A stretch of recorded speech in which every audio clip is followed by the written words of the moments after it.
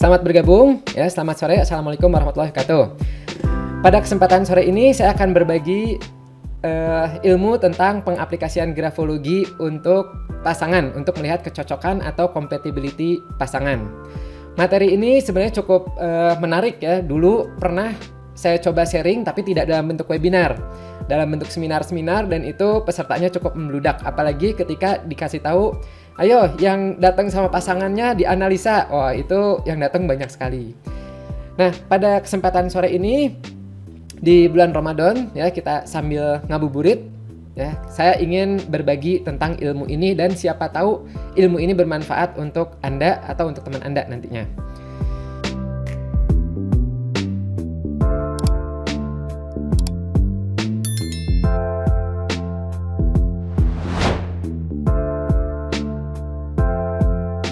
Saya namanya Sibli Afifi Ahmad Mulahela, dipanggilnya Kang Afif. Mungkin beberapa di antara Anda ada yang baru pertama kali nih melihat iklan saya atau melihat informasi di Instagram, di Facebook ya, kemudian ikutan gitu.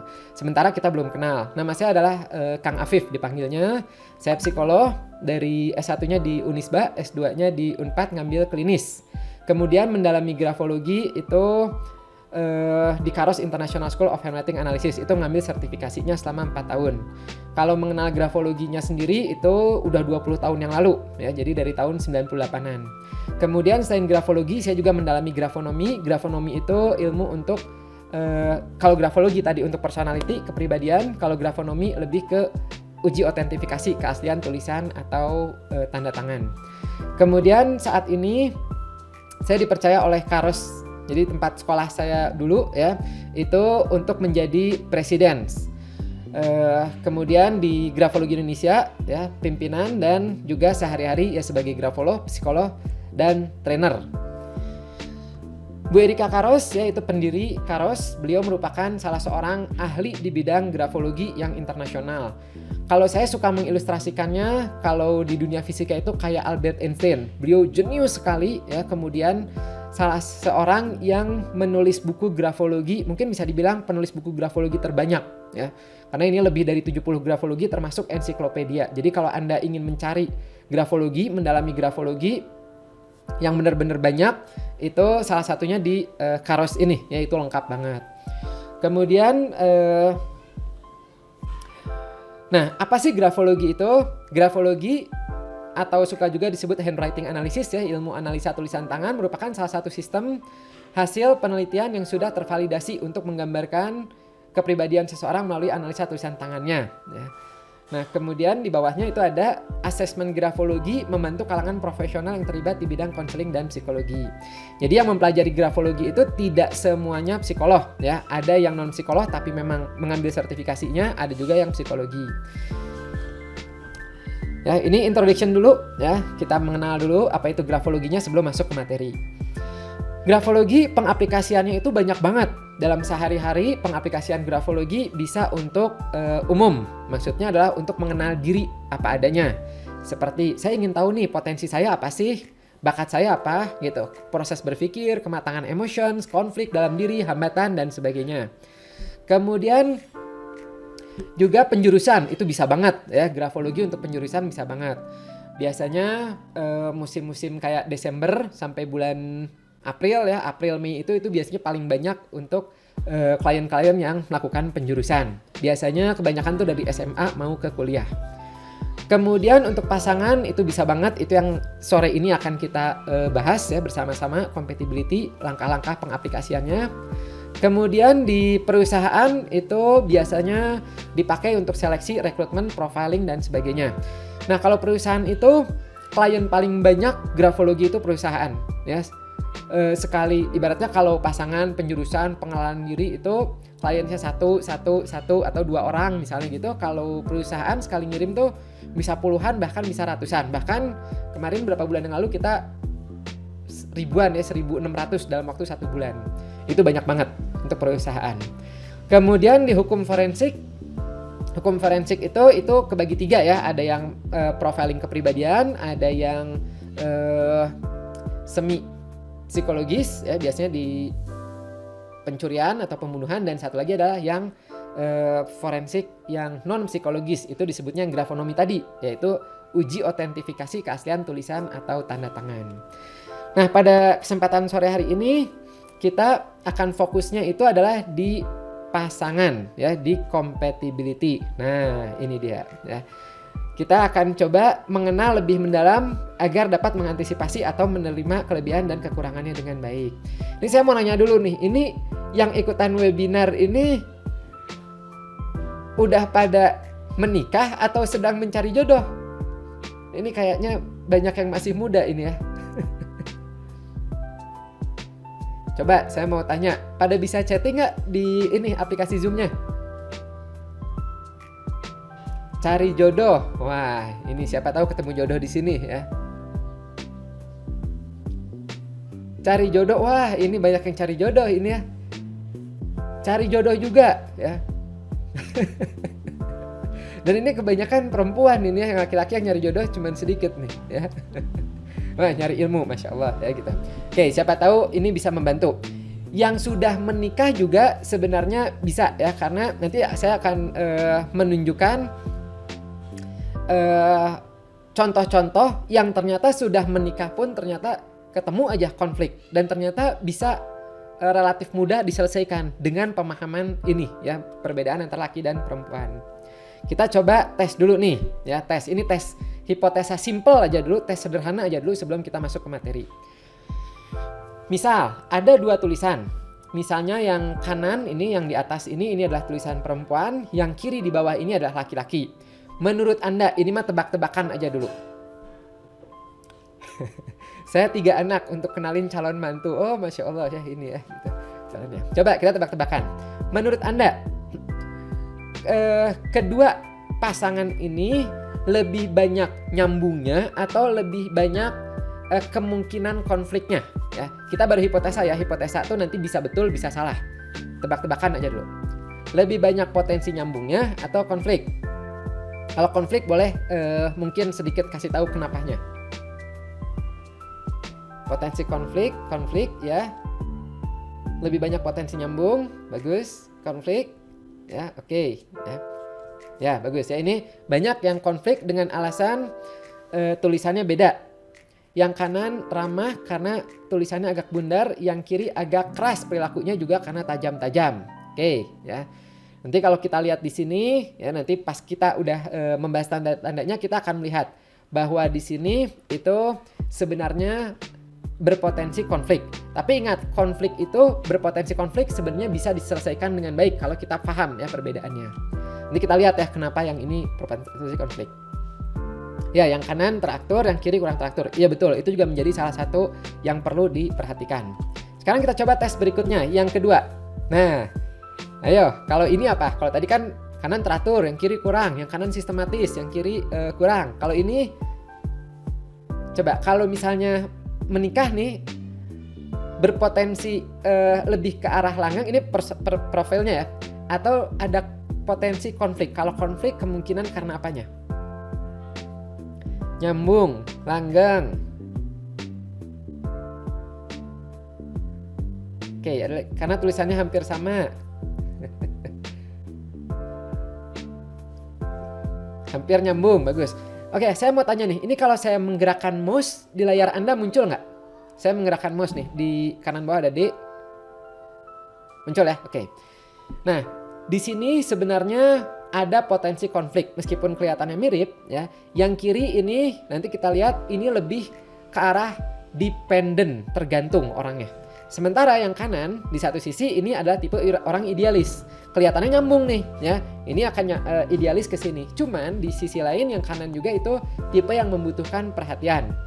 Yang kalau nggak diperhatikan itu bisa muncul konflik, marah dan sebagainya gitu. Jadi di sini sebenarnya bisa nyambung tapi ada konflik di situ.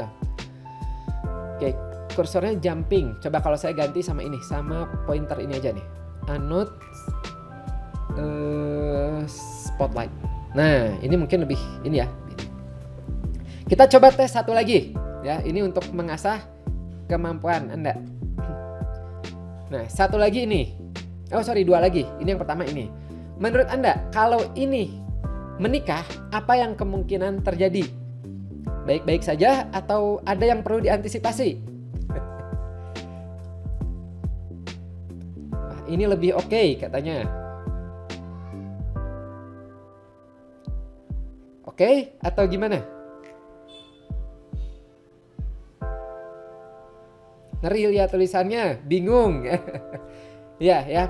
Memang di sini kalau kita lihat, ada yang perlu semangat terus, acak kadul, ya. Kalau kita lihat di sini, ini dua-duanya tipe yang immature atau masih inkonsisten, ya, masih belum bisa diandalkan. Jadi meskipun misal umurnya ini udah umur 30 tahun misalnya, tetap aja berarti di sini adalah immaturity-nya itu yang perlu dilatih, yang perlu dikembangkan. Karena kalau tidak, itu khawatirnya ketika ada konflik, meskipun konfliknya itu konflik sederhana, simple, itu bisa sulit nanti penyelesaian masalahnya, ya. Satu lagi kita tes. Nah, kalau ini seperti apa? Sorry.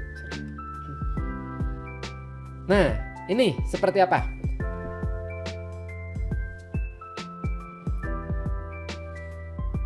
Nyambung baik-baik saja atau ada yang perlu diantisipasi nih? Wah, ini lebih dewasa menghadapi konflik, nyambung, bagus. Apalagi ada konflik, kenapa konfliknya?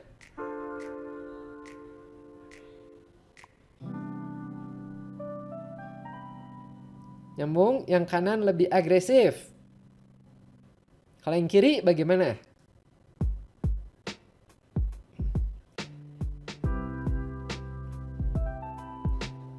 Oke, ya, sama-sama dominan, ya betul banget ya. Sebentar, ini Mbak Dila, ini ada yang private katanya suaranya nggak muncul ya dari Mbak Okta ini, ya mungkin bisa di PM cara untuk munculin suaranya. Nah kita lihat di sini, dua-duanya tadi pertama betul ya, dua-duanya ini adalah tipe orang yang pede, yang mature, yang lebih yang matang dibandingkan sampel sebelumnya.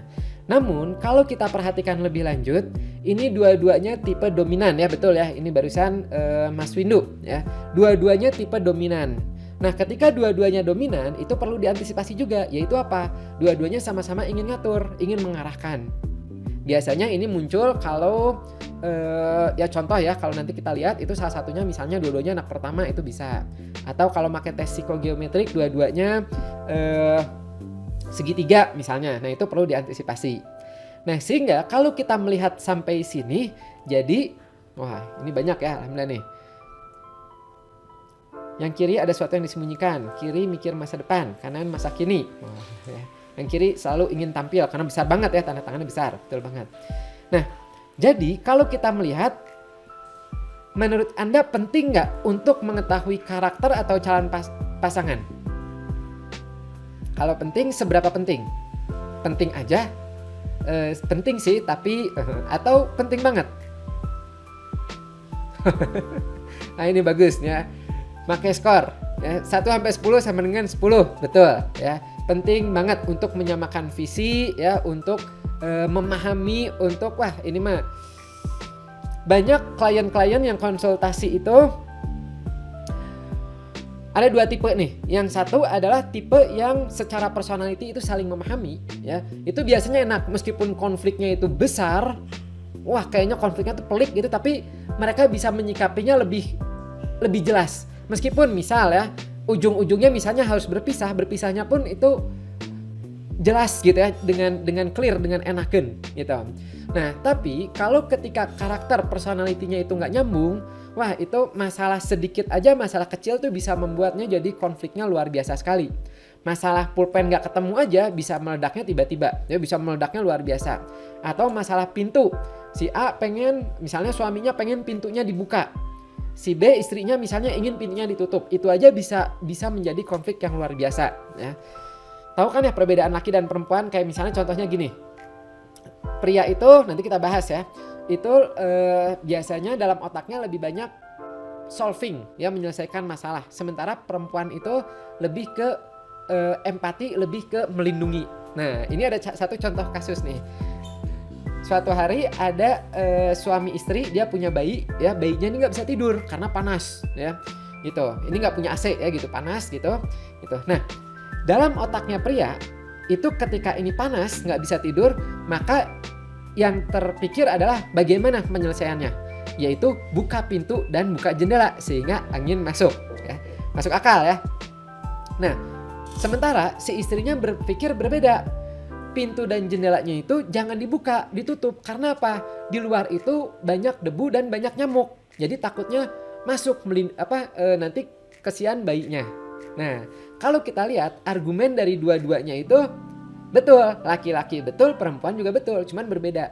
Nah, kalau misalnya secara personalitinya ini nggak nyambung, wah itu bahaya ya. Dua-duanya karena masalah sepele itu aja bisa menjadi konflik yang luar biasa gitu.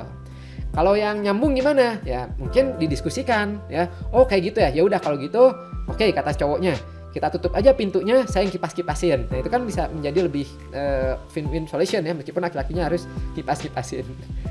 Nah jadi ini penting ya, penting banget. Bahkan ini sedikit cuplikan untuk yang materi perusahaan ya.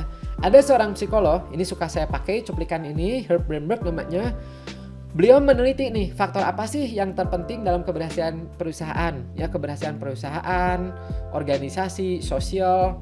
Beliau meneliti cukup banyak sekali sampai ribuan karyawan ya, sampel ya, pakai kuesioner gitu, dan ternyata mendapatkan bahwa yang menentukan keberhasilan seorang dalam bekerja ini bisa juga diaplikasikan dalam pasangan ya. Jadi pasangan, keberhasilan dalam pasangan itu ternyata bukan pendidikan, bukan pengalaman, bukan usia ya gitu. Memang kayak pendidikan, pengalaman, usia itu mempengaruhi cuman mungkin sekitar 15% gitu. Nah, ada faktor yang lebih penting atau yang lebih berperan dalam compatibility pasangan atau kalau di perusahaan dalam keberhasilan seseorang. Yaitu apa? Yaitu adalah kepribadianlah faktor yang paling penting dalam keberhasilan pekerjaan, juga dalam pasangan ya. Nah, makanya kalau dalam ibaratnya kalau dalam rekrutmen itu mungkin pendidikan, pengalaman, usia itu kita bisa melihat dari CV ya. Tapi kalau untuk personality itu nggak mudah. Sehingga biasanya diperlukan ya psikolog ya atau ya ahli-ahli yang memang bisa menggambarkan personality, kayak misalnya grafolog itu bisa ya diperbantukan untuk itu.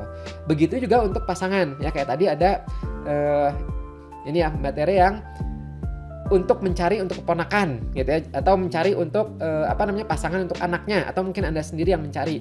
Nah, hati-hati karena apa? Kalau patokannya hanya dari pendidikan yang lebih dominan, saya maunya yang pendidikannya S3 atau yang profesor, sehingga kalau saya curhat teorinya keluar lengkap semua. Atau yang pengalaman, misalnya saya mau calon pasangan saya itu yang pengalaman pacarannya kalau bisa 10 kali, jadi udah pengalaman, ke-11-nya itu nggak salah-salah lagi. Atau yang berdasarkan usia dan sebagainya, kalau jenis kelamin mah harus ya. Nah, itu dibandingkan yang karena personality atau karakter, biasanya yang lebih langgeng adalah yang karakter ya. Nah ini ya, penelitian lain umumnya ini kalau di perusahaan ya diterima karena keterampilan kerja, sementara dipecat karena alasan kepribadian atau karakter ya. Nah begitu juga dalam pasangan. Kepribadian dan karakter ini penting banget untuk kita pahami ya. Nah sebelum masuk ke tanda-tanda dalam grafologi, tanda-tandanya itu kita coba lihat dulu nih ya, mengenal lebih dahulu tentang perbedaan laki-laki dan perempuan. Ada banyak sekali ya, sumber-sumber yang menjelaskan tentang perbedaan laki-laki dan perempuan. Tujuan dari mereka itu bukan untuk mendiskriminasi antara laki-laki dan perempuan, melainkan adalah ternyata ketika kita itu paham bahwa kita itu berbeda, kita itu bisa menjadi lebih bijak. Ya gitu, hampir semua sumber-sumber ini menyatakan hal yang sama, bahwa kalau kita itu tahu bahwa kita itu berbeda, itu kita akan relatif lebih bijak dibandingkan kita itu beranggapan bahwa semua itu sama, bahwa kamu itu sama saya ya. Saya itu misalnya bisa suka matematika, kamu juga harus suka matematika. Ketika saya itu bisa menyelesaikan masalah atau memahami tentang suatu masalah itu dengan cepat, kamu juga harus seperti itu. Nah itu bahkan semakin banyak konflik nantinya. Contoh misalnya ini yang kemarin saya kirim ya fotonya, buku Men from Mars, Women from Venus. Kemudian ini buku John Gray ini Men are from Mars, Women are from Venus itu very recommended ya. Bahkan itu kalau Anda cari misalnya cari tentang cowok dan cewek, hampir sebagian besar banyak berpatokannya ke John Gray ini. Karena apa? Beliau itu menurut saya baca banyak buku, beliau itu salah satu penulis yang pintar sekali dalam membuat ilustrasi. Ya, saya nanti mengutip dan saya akan sharing pada Anda juga dari John Gray ini ya, sehingga setidaknya Anda bisa kebayang nih, terutama Anda yang sedang mencari jodoh ya gitu, bagaimana untuk bisa lebih mendapatkan si dia ya. Ini bagus banget nih. Kemudian ada lainnya seperti male brains ya, female brains, kemudian the female brains, kemudian act like a lady and think like a man. Kemudian ada ini ya, interesting differences between a male brain dan female brain ya. Kita coba lihat contoh-contohnya. Nah, kita coba ini dulu nih ya, dari yang Man from Mars and Woman from Venus. Sedikit cerita sebelum membahas tentang pria dengan guanya dan wanita dengan berbaginya. Mungkin di antara Anda ada yang sudah ini ya, ada yang sudah baca gitu ya. Mungkin ada juga yang belum. Saya akan sharing nih, ini penting banget ya. Jadi ceritanya, ilustrasi yang mudahnya seperti ini. John Gray mengilustrasikan bahwa zaman dulu kala itu laki-laki itu hidupnya di Mars dan perempuan itu hidupnya di Venus ya. Selama ribuan tahun turun-temurun ceritanya seperti itu. Ini ilustrasinya. Nah, kehidupan di Mars itu mereka tuh orangnya tipe pekerja keras, kerja ya gitu. Kemudian suka bikin sesuatu, suka bikin bangunan apa dan sebagainya, itulah tipe-tipe di Mars. Beda dengan yang di Venus. Yang di Venus itu tipenya tipe harmonis, tipe yang akrab, lebih sukanya tuh bercocok tanam, miara kelinci, misalnya seperti itu ya. Nah, dua-duanya sama-sama berkembang dengan perbedaannya masing-masing.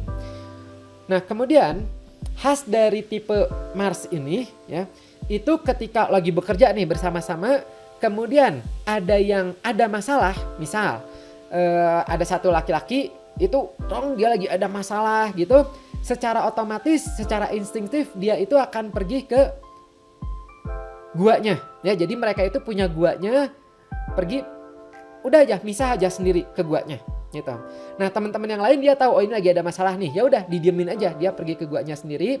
Nah, nanti secara ajaib ya, laki-laki itu masalahnya itu akan menghilang sendiri. Jadi ketika dia itu menyendiri, punya waktu untuk sendiri gitu di guanya, itu masalahnya semakin reda dan akhirnya dia kembali lagi ke produktivitasnya dan disambut sama yang lainnya, terus aktif lagi ya, tiba-tiba semangat lagi. Itu adalah yang pria.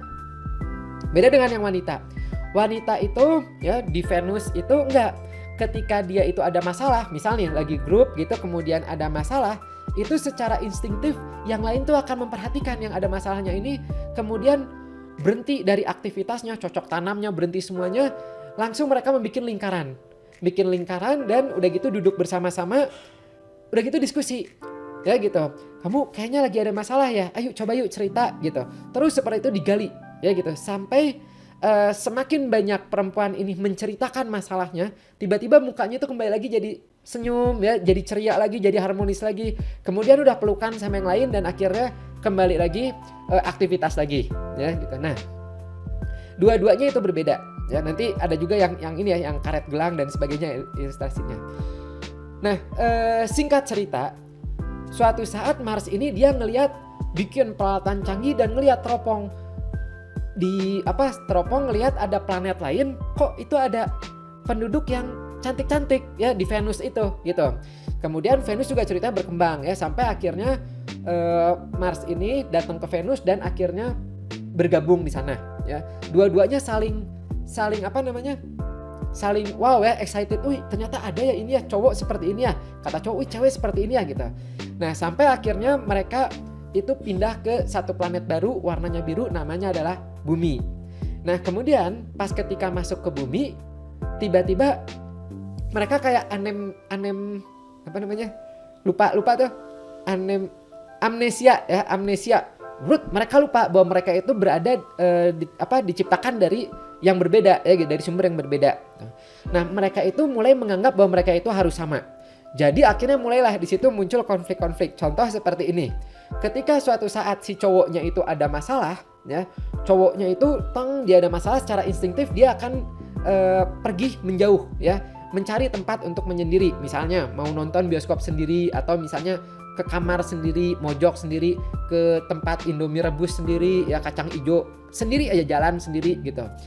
Nah, perempuan secara instingtif dia itu ngelihat cowoknya ada masalah, itu berusaha untuk membuat cowok ini cerita. Ayo yang, kamu cerita, ayo cerita. Terus dikejar, ya. Sehingga akhirnya apa? Cowoknya nggak mendapat tempat sendiri, akhirnya masanya nggak selesai-selesai, ya. Nah, akhirnya lama-lama akhirnya jadi meledak dan marah ke si ceweknya ini. Sementara ceweknya itu merasa bahwa, loh, saya salah apa? Saya kan ingin membantu gitu. Aduh, saya merasa tidak dihargai dan sebagainya, ya. Nah, begitu juga ketika suatu saat misalnya ketika ceweknya ada masalah. Ketika cewek ada masalah, ya, wah ini lagi ada masalah nih. Cowok itu secara instingtif tahu bahwa ketika ada masalah tuh butuh tempat sendiri. Akhirnya ya sudah, ya. Ditinggalin aja tiba-tiba, ya gitu. Wah, ini ada masalah nih, tinggalin aja sendiri. Sementara si ceweknya ini dia mulai akhirnya, loh, saya ada masalah kok ditinggalin gitu kan. Nah, seperti itu. Akhirnya udah konflik dari situ, ya. Nah, ini adalah salah satu contoh perbedaan-perbedaan yang umum terjadi, ya. Dan John Gray itu udah menelitinya bukan ke 1, 2, 3 orang aja, ke ribuan orang, ya. Dan itu secara empirikal itu biasanya khasnya seperti itu. Jadi kalau misalnya Anda laki-laki, pria, ya gitu, ketika ada perempuan, pasangan misalnya, jangan kaget kalau misalnya dia butuh cerita, butuh sharing, ya duduk aja nemenin gitu. Dan nanti akan saya tunjukkan ya bahwa perempuan itu nggak bisa cuman untuk cowok ada di sebelahnya dia, kan saya ada di sebelah kamu gitu ya, sambil main handphone, itu nggak bisa. Bener-bener butuh diperhatikan, yang dilihat gitu. Kalau bisa ditatap gitu, oh kamu gitu ya, oh kamu apa yang kamu rasakan gitu ya. Dengan bahasa perasaan itu akan plus langsung emotionsnya langsung seger lagi gitu. Nah begitu juga perempuan ya gitu. Ketika cowok itu ada masalah, coba kasih waktu untuk menyendiri. Kamu apa nih gitu, apakah lagi mau butuh waktu sendiri misalnya, sok siapin aja kopi dan sebagainya, sok silahkan, nggak akan diganggu, udah. Nah perempuan cari aktivitas lain ya gitu. Itu adalah contoh-contohnya saya bacakan. Nah contoh lagi misalnya, oh ini ada yang baru bergabung ya, saya baru pertama menggunakan Zoom, bagaimana supaya ada suaranya. Caranya dipencet sound-nya tapi saya ngomong juga nggak ada suaranya. Mungkin Mbak Dila bisa dibantu ya, itu ada yang nanya. Nah kita lanjutkan lagi. Nah, ilustrasi lain adalah pria itu seperti karet gelang dan wanita itu seperti gelombang. Maksudnya gimana? Maksudnya gini. Karet itu maksudnya adalah dia bisa menjauh juga bisa mendekat, ya. Sementara kalau bergelombang itu naik turun. Nah, pria itu ibaratnya gini. Jadi bukan salahnya pria dan bukan keinginan pria, tapi memang udah fitrahnya pria ya menurut John Gray. Itu adalah dia sifatnya itu menjauh dan mendekat, menjauh dan mendekat. Ya, jadi ketika dekat, wah lagi intim nih gitu. Bisa jadi setelah intim tiba-tiba kayak menjauh gitu ya. Besoknya tiba-tiba menjauh atau gimana gitu. Tapi berikutnya nanti besoknya atau itu bisa tiba-tiba deket lagi, rindu banget lagi. Nah itu adalah pria seperti itu ya. Jadi ibaratnya kayak karet. Nah ketika jauh itu, jadi ketika laki-laki itu jauh, itu hormon atau apa rindunya itu tuh muncul tinggi banget sehingga dekat lagi. Nah gitu ya. Nah sehingga kalau dia tidak ada kesempatan untuk ada waktu sendiri, sehingga itu tidak terpenuhi itunya. Ya itu kata John Gray. Nah kalau perempuan itu bergelombang naik turun. Jadi kadang-kadang perempuan itu happy banget, tiba-tiba murung atau sedih banget. Nah pria itu diharapkan memahami tentang siklus ini. Karena apa? Terkadang ketika perempuan itu, jadi misalnya perempuan tuh misalnya dikasih perhatian, dipeluk, katanya sih peluk 20 detik sehari ya gitu, atau di satu waktu kemudian dikasih, saya seneng, saya bangga, saya sayang gitu, saya cinta banget sama kamu, terima kasih ya udah bikinin sahur atau bikinin buka. Itu tuh bisa tiba-tiba tinggi banget. Laki-laki mungkin nggak ngeh seberapa tingginya itu, perempuan itu merasakan. Nah, tapi ketika lagi masih bete misalnya lagi apa, itu jatuhnya tuh benar-benar bisa jatuh sekali ya. Kayak ibaratnya tuh kayak masuk ke dalam sumur yang gelap sekali. Dan perempuannya sendiri pun itu nggak tahu kenapa saya seperti itu. Gitu. Ya, jadi ketika ditanya sama cowok, "Kamu tuh kenapa sih?" Nggak tahu gitu. Saya sedih banget tapi saya nggak tahu kenapa gitu. Nah, pada saat itu pria diharapkan ya udah ikut menemani di dalam sumurnya tersebut. Terus temanin sampai nanti kayak tadi ya dikasih perhatian dan sebagainya, itu sampai dia naik lagi gitu. Nah itu adalah laki-laki dan perempuan. Ini menarik ya, bahkan saya kepikiran kalau memungkinkan saya akan sharing tentang perbedaan laki dan perempuan lebih banyak lagi di kesempatan lainnya. Ya, terutama buku ini nih, John Gray ini. Nah, kita coba lihat lagi dari penelitian lain. Ya, ini ada dari independent.co.uk dan Science of People ya. Jadi ada banyak ya, terutama yang male brain ya, penelitian tentang otak. Atau kalau misalnya Anda mungkin pernah nonton di TV, ada yang namanya tuh Brain Games ya. Brain Games itu bagus banget ya tentang kinerja otak dan perbedaan otak. Saya sempat melihat langsung ya, live gitu, penelitian live langsung di TV ya maksudnya ya.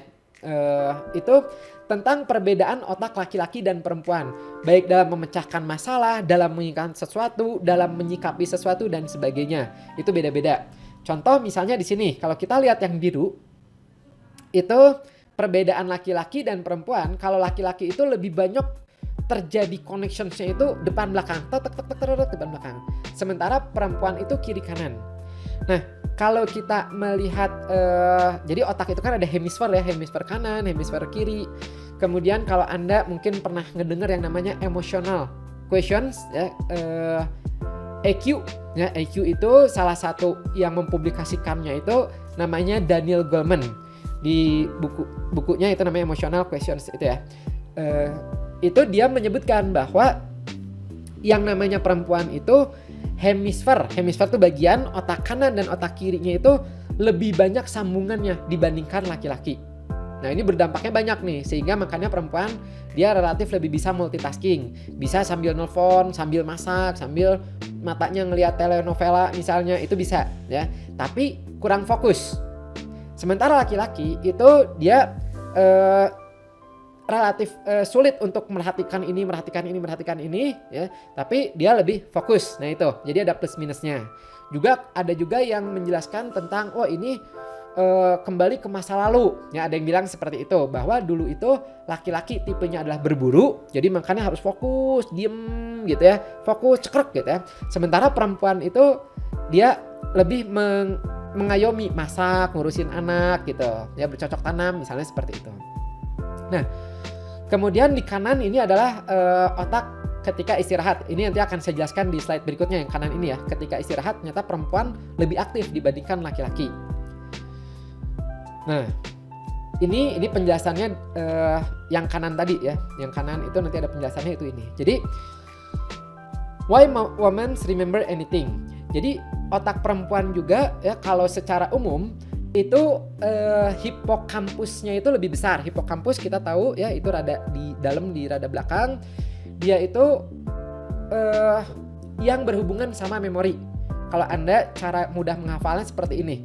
Kita belajar itu kan salah satunya di kampus. Nah, kampus itu kan kita harus banyak menghafal. Nah, itu hipokampus ya ceritanya gitu. Nah, itu adalah memori. Nah, this is where we store memories. This is why women can recall every single word of an argument from 5 years ago. Jadi perempuan itu relatif lebih mengingat banyak hal ya gitu, lebih global. Sementara kalau laki-laki itu mungkin ketika 5 tahun yang lalu ingat pada poin-poinnya aja, fokus. Oh ini masalahnya apa itu ya. Nah itu. Kemudian yang kedua, women feel while men use logic. Jadi cowok itu men takes more effects-based approach to their environment, often scanning for threats and challenge. Sementara women tend to take more intuitive approach because they perceive people and events more deeply and with greater memory capacity. Ya, jadi perempuan itu mendekati masalah itu lebih banyak by sense, ya, by feeling, sense atau intuitif, pendekatan yang intuitif. Sementara laki-laki itu lebih banyak based on factual, fakta, ya, logik seperti itu. Ini berhubungan sama tadi ya, otak laki-laki depan belakang, perempuan kiri kanan. Kemudian, nah, we problem solve differently. Jadi laki dan perempuan itu berbeda dalam menyelesaikan masalahnya. Men tend to converge in their thinking, they define and clarify problem and begin eliminating and isolating issues. Nah, ini ya, ini cukup penting nih. Jadi, laki-laki itu biasanya kalau ada masalah, ada masalah nih, problem itu, mereka umumnya mengeliminasi apa yang bukan masalahnya, sehingga ujung ke ujungnya itu fokus aja pada masalahnya tersebut, ya, pada itu. Jadi mengisolasi masalahnya. Sementara kalau perempuan, women often will define the problem in broader terms and examine a wider array of potential factor before going into solution mode. Ya. This is why women want to talk out problem and men want to dive right into solving them. Jadi kalau perempuan itu menyelesaikan masalah, melihat masalah tuh lebih umum, lebih luas gitu. Lebih ini lagi faktor-faktornya ya. Dan nanti kalau ditambah dengan slide berikutnya kelihatan semakin membahasnya itu banyak, semakin dia itu menemukan masalah menyelesaikan masalahnya. Meskipun kadang-kadang suka kesana sini ya gitu. Nah, this is why women want to talk out problems and men want to dive right into solving them, ya, menyelesaikan masalah. Men and woman in conflict. Nah, sehingga ketika men and woman itu masalah, laki-laki cenderung depersonalized and bukan konflik antara dua ya, tapi ketika men ada konflik, ada masalah, sementara perempuan juga ada masalah misalnya. Kalau laki-laki itu ini masih ada yang tidak mendengar suaranya. Yang tidak mendengarnya jangan private ya, karena saya nggak bisa replay, di public aja, nanti Mbak Dila akan bantuin. Nah. Men tend to ini ya, jadi ketika ada masalah, laki-laki itu lebih cenderung tidak dibawa ke feeling ya, ke perasaan gitu. And external issues or problems, giving them to think through solution often in solitude. Nah, oke, ini masalahnya sebentar, taruh dulu, kemudian dia sendiri dulu menyendiri atau ya berdua dengan masalahnya itu. Sementara kalau perempuan itu lebih cenderungnya to personalize, masalah itu adalah masalah dia juga gitu ya. Jadi ya ini ya, kadang-kadang yang bermasalah dia suka ikut-ikutan nangis misalnya, ikut-ikutan apa. And more inclined to talk through the issues to raise understanding. Men's brain gravitate toward facts and logic, while woman's brain are greater toward intuition, emotions, yaitu kesimpulannya. Nah, tadi yang gambar otak itu kalau kita lihat, saya nyempil di sini. Kalau kita lihat di sini, yang atas itu adalah gambaran otak perempuan ketika istirahat, yang bawah itu laki-laki ketika istirahat. Ini sumbernya dari penelitiannya Dr. Daniel Amen ya, di Amen Clinic. Nah, coba Anda notice ya, Anda perhatikan bahwa otak perempuan itu lebih aktif ketika istirahat. This is why women tend to want to talk after hard day, while men want to process solitude. Dan ini juga nanti kenapa alasannya perempuan itu ketika di kantor udah hari-harinya tuh keras gitu ya, misalnya banyak masalah dan sebagainya, pas pulang tuh tetap ingin woman want to talk it out, process and explore. Woman will tend to want to interact with colleagues after a stressful meeting or interact with family, friends and relatives at the end of the busy day. These activities help women produce oxytocin, increase relaxation and relieve stress, which in itself produce even more oxytocin, a critical stress reducing hormone. Ya, jadi ketika perempuan itu dia pulang kerja ada masalah dan sebagainya ya, mau ujian atau habis ujian yang stres itu, jangan kaget, dia itu ingin untuk cerita. Ya, jadi suami atau gimana atau Anda pasangannya, oke, duduk, gimana tadi masalahnya? Terus aja semakin perempuan itu cerita, memunculkan oksitosinnya dan relatif lebih relief. Karena kalau tidak, dia istirahatnya pun akan tetap aktif, susah istirahatnya nantinya. Ya, tapi ini jangan langsung dianggap oh pantas saya nggak bisa istirahat, nggak ya gitu. Ini secara umum. Ada yang meskipun stres dimeremin nempel bantal aja langsung tidur, ada ya, itu tipe pelor namanya, nempel langsung molor ya. Nah, sementara laki-laki itu enggak. Men want to give their brain time to explore, unwind and decide what to do next. After a long stressful meeting or at end of busy days, men tend to want to sit down and drift off close of the world for a little while. Men tend to retreat and seek solitude or engage in some low involvement activity, such as watching the news or sport or working on small project. It is natural tendency in a man to turn off to represent testosterone and that release his stress, relax and reorganize him. Nah, ini mungkin yang kadang-kadang suka tidak difahami oleh wanita ya. Laki-laki itu ketika udah ada masalah dan sebagainya, udah capek nih ya gitu, itu tuh pulang ke rumah tuh pengen plek duduk aja, diem menyendiri, nggak ditanya ini, nggak ditanya itu ya. Beda sama perempuan ya, kalau perempuan tuh ingin ditanya ya, laki-laki nggak, duduk diem aja gitu, dan punya waktu untuk yang tidak berhubungan sama masalah itu sendiri. Misal tiba-tiba main game, install game apa gitu yang kiranya nggak berhubungan sama masalah tersebut. Ya, atau misalnya nonton TV, nonton apa yang udah sendiri aja, yang mungkin nggak nyambung atau gimana gitu, baca berita, ya. Nah, seperti itu, biarin aja ya. Mungkin ya istri bisa menyiapkan ini kopinya atau apa. Nah, ketika ada anak-anak dan sebagainya, handle aja dulu, ya gitu, biar itu ada waktunya. Ya. Tapi ya dikasih tahu juga ya, jangan laki-laki karena ini kemudian ya udah nggak memanfaatkan momen seperti ini. Loh, laki-laki kan kayak gini, tahu nggak sih gitu, jangan diganggu ya, nggak kayak gitu juga ya. Harus jelas waktunya itu butuhnya berapa lama gitu ya. Kayak misalnya sok istirahat silahkan ya gitu, nanti pas isya kita sholat bareng, kemudian kita ini ya menyelesaikan masalah bareng-bareng misalnya gitu kata istrinya ya. Atau misalnya anak besok ujian, sok silahkan istirahat aja sendiri, mau nonton mau main silahkan, nanti pas abis isya baru kita kumpul lagi makan bareng. Kemudian ini ya jangan lupa yang sulung, anak yang sulung ujian matematika jangan lupa ya ajarin ya, nanti yang ini sama saya misalnya gitu ya. Nah ini ya perbedaan-perbedaannya. Oke, nah sampai situ itu adalah sedikit introduction tentang perbedaan laki-laki dan perempuan. Sekarang kita akan masuk ke materi ini ya. Kang Afif, gimana nih kalau Kang Afif ada yang konsultasi sama Kang Afif, biasanya seperti apa sih? Sorry. Nah ini. Ntar ini merah-merahnya nggak pindah ya. Ntar ya.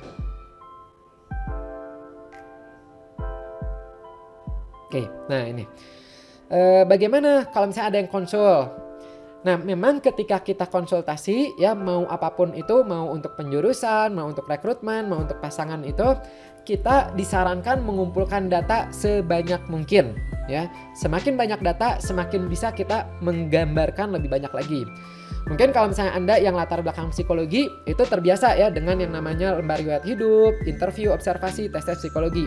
Karena apa? Itu saja tuh bisa memberi kita data yang luar biasa banyak sekali ya.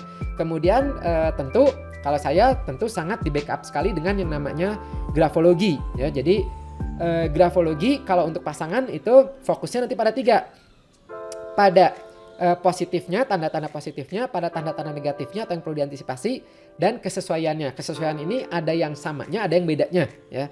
Nah, sehingga nanti itu ngelihat compatibility. Nah, sebelum masuk ke grafologi, saya mau nunjukkan dulu pada Anda seperti apa sih contoh riwayat hidup, interview, observasi, dan tes-tes lainnya. Kita coba lihat yang pertama adalah riwayat hidup.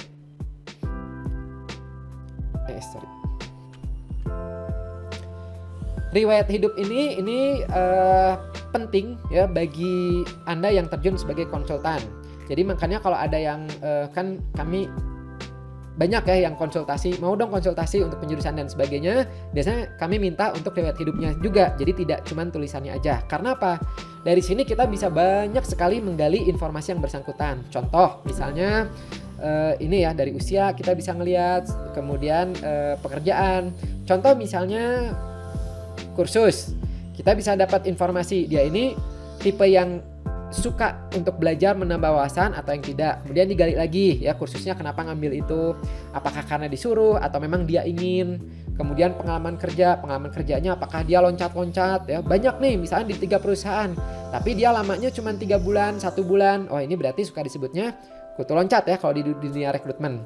Nah itu di sini. Kemudian ada juga oh ini awet nih, atau misalnya jabatannya bagus-bagus nih, ketua gitu. Kemudian organisasi, olahraga, kesenian, cita-cita ya, ini bisa membantu kita. Kemudian contoh lagi misalnya berapa bersaudara ya. Urutan bersaudara juga itu bisa menambah wawasan. Banyak teori-teori yang membahas tentang urutan kelahiran ya. Contoh misalnya kalau di psikologi ada yang namanya Adler ya. Adler beliau mengumpulkan data-data bahwa ternyata karakter khas anak pertama, anak tengah, anak bungsu, anak tunggal itu memiliki khasnya masing-masing ya. Dan kapan itu saling berkaitan, kapan nggak ngefek, itu ada contoh misalnya di antara anak pertama, tengah sama bungsu ya, tebak-tebakan nih. Menurut Anda mana yang lebih cenderung tipe follower yang bagus? Coba anak pertama ya, sulung, tengah atau bungsu?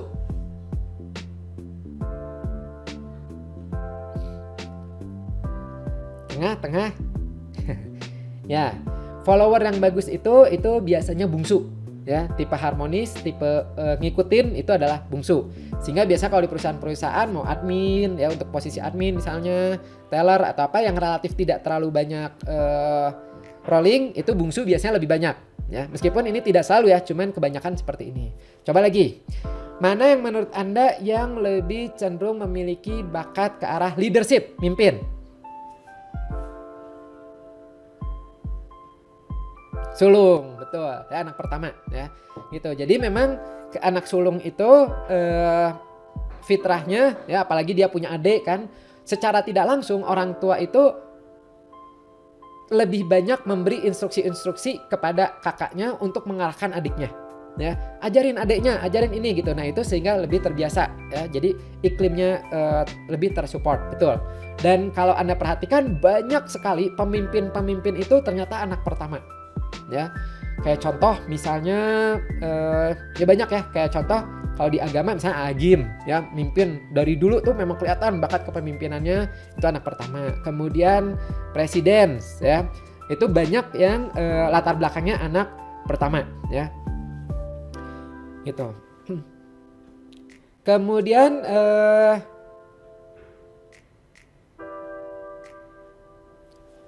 kalau tengah gimana? Nah, tengah itu dia berarti kan pernah sebagai adik, juga pernah sebagai kakak ya. Itu biasanya dia disebutnya tipe yang supel ya.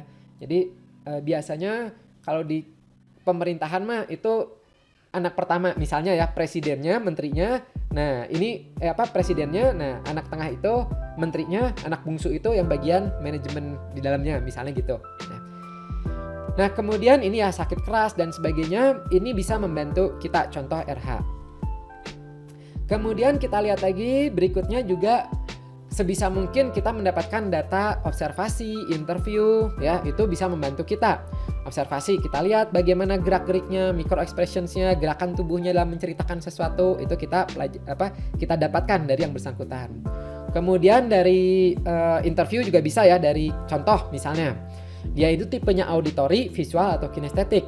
Contoh misalnya kalau dia itu gini, iya aduh yang saya dengar tuh ini ya, berita ini kayak gini ya, oh dengar nih, dia menggunakan bahasa-bahasa dengar, berarti tipe auditory. Sehingga sebagai konsultan nanti lebih banyak juga menyamakan dengan dia menggunakan bahasa-bahasa auditory ya.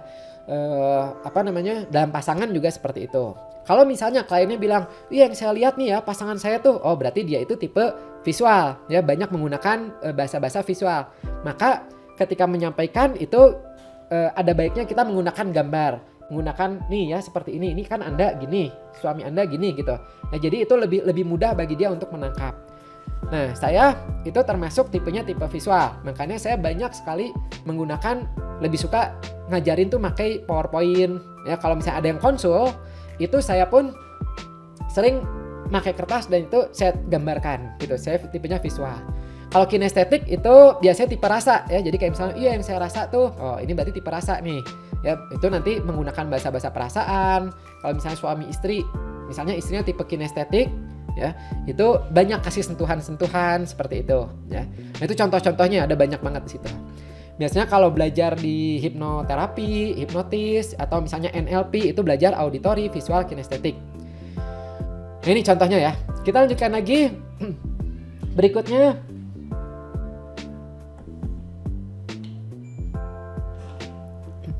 Berikutnya ada yang juga dibantu dengan tes. Wah, tes ini banyak banget sebenarnya ya.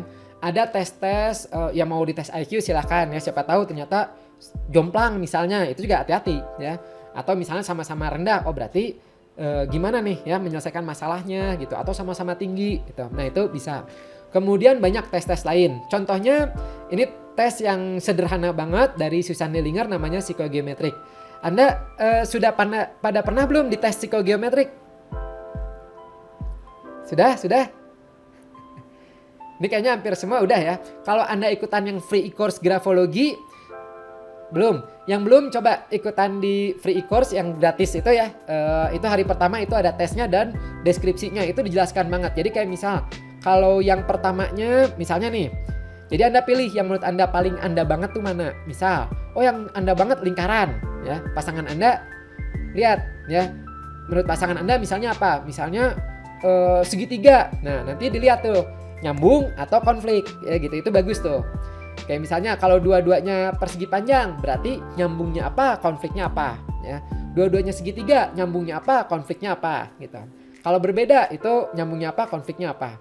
Itu bukunya, judul bukunya ini Communication Beyond Our Differences, dan itu menarik banget ya. Saya biasanya cuman 5 ini aja yang saya sharing dengan deskripsinya. Kalau misalnya mau ya, nanti mungkin nggak ada salahnya dibikin webinar yang khusus membahas tentang psikogeometrik ini. Jadi kayak misal nih ya, kalau tipe misal Anda pengennya mencari pasangan tuh yang tipenya lingkaran, biasanya itu suka adanya di mana sih ya? Kalau yang kotak sukanya adanya di mana sih gitu. Atau misalnya kalau Anda tipenya nomor 1-nya lingkaran, nomor 2-nya persegi panjang, berarti kalau bekerja itu cocoknya apa gitu ya. Atau misalnya merekrutmen ya gitu, segitiga sama grafik, berarti cocoknya apa nih gitu. Nah itu ada di buku tersebut ya. Tapi kalau misalnya Anda mau baca sendiri juga silakan ya. Ini judulnya Communication Beyond Our Differences. Kemudian nah itu ya contohnya. Nah sekarang kita masuk yang grafologi ya. Jadi saya juga suka menggunakan grafologi. Ya tadi ya, jadi di grafologi itu biasanya yang saya fokuskan kalau untuk compatibility itu 4. Pertama ngelihat persamaannya, kemudian perbedaannya. Ya ingat, perbedaan tuh tidak selamanya menyebabkan konflik. Ya kalau difahami itu malah bisa menjadi bagus. Kayak banyak yang mengilustrasikannya kayak sepatu, kaki, ya kaki kanan, kaki kiri berbeda. Kalau kita itu paham, maka itu bisa membuat kita jadi jalan-jalan kemana-mana, ya itu bisa. Tapi kalau nggak ngerti, ya susah. Ya. Kemudian yang kedua kita gali aspek positifnya, yang ketiga aspek negatifnya, dan yang keempat adalah compatibility-nya, ya 4 itu. Nah pada kesempatan sore ini saya akan coba membahas tentang yang pertama, yaitu persamaan dan perbedaan karakternya. Ya jadi saya tidak membahas tentang positif negatifnya ini enggak, ya kita fokus ke sini. Bahkan saya akan memfokusnya lebih ke perbedaannya saja, gitu. Jadi ya perbedaannya berarti otomatis Anda nanti bisa melihat persamaannya ya gitu. Nah kita akan coba mulai dari yang ini contoh ya, contoh report-report, laporan-laporan kalau compatibility seperti apa. Jadi bisa mau yang simple, mau yang panjang. Ini kalau mau diikutin dengan yang psikogeometrik itu biasanya seperti ini ya. Jadi banyak banget. Bahkan ada juga yang sampai laporan itu berhalaman-halaman, itu ada juga. Nah, Viv, saya mau dong dikonsultasikan. Boleh, ada di website ya, grafologiindonesia.com/konsultasi ya, itu ada, nanti bisa dibantu. Nah kemudian kita mau masuk materi ya, masuk ke materi grafologinya itu. Ini sedikit narsis ya, ini foto waktu saya di depan pintu rumahnya Sigmund Freud. Tahu ya Sigmund Freud ya, dia psikolog, tokoh psikoanalisa.